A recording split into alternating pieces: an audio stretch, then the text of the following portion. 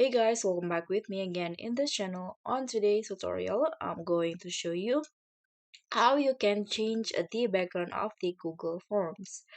So as you guys can see here, my current background is this color. I don't know what it's called. It's like a pale green color.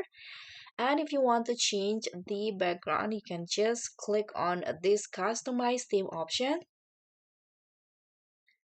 And then here just scroll down and you'll find this header and color option. So if you want to just change the background, you can go to the background in here. You can change the color like this is the color for the, like, I don't know what it's called, the frame.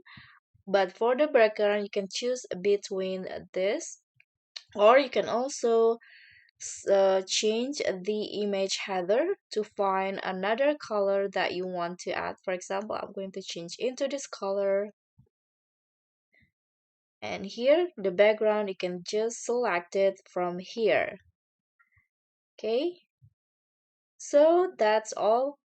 That's pretty easy. I hope this tutorial will be helpful. Don't forget to like, comment, and subscribe. Also click on the thanks. Bye.